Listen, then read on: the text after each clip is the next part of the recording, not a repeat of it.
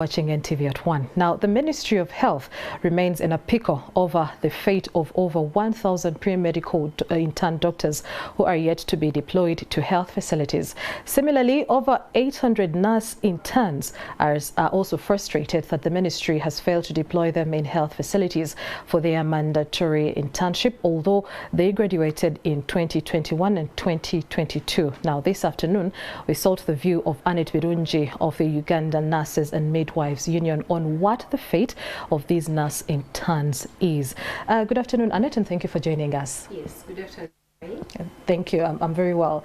So I'd like us to begin with, it's the interns or the nurses graduated in 2020, 2021. We are counting about 4 years. How is this affecting them morally, giving them the morale to work? How is this not deploying them, affecting them in terms of their profession? When you look at what is tomorrow, we are celebrating International Youth Day. Yes. And the majority of these nurses who graduated, the direct entrants, are actually youth, and also the doctors are youth.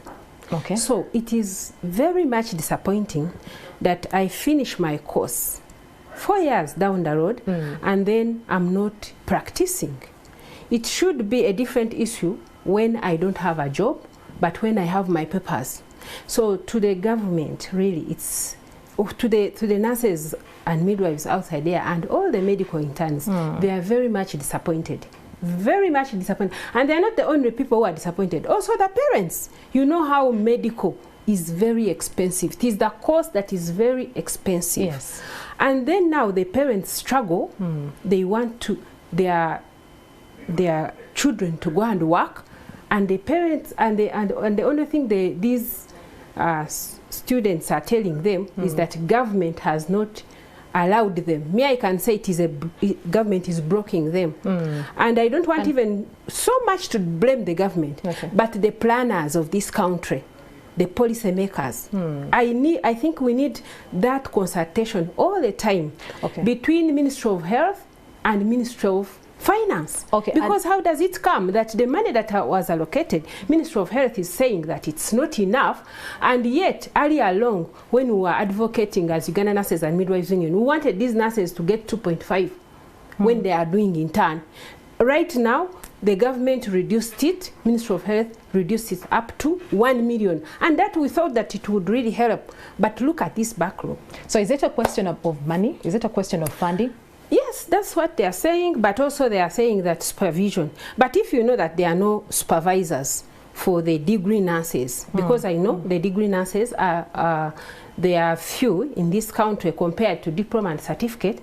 But why again, when we have put in a lot of effort to go and study, again you disappoint us by leaving almost 500 registered nurses or degree nurses not registered to practice. That's a very big disappointment. So finally, if you could speak to the Ministry of Health on the pain that these pre-interns are, going through, what would you tell them? I think for me, the message I have for Ministry of Health, let them work together hand in hand with let there be planning and consultation before. We know very well that 2020, there was COVID in 2021, and that backlog, really they should have treated it as a very big problem, so that they look at all of them who are actually the nurses and midwives. They are around 500,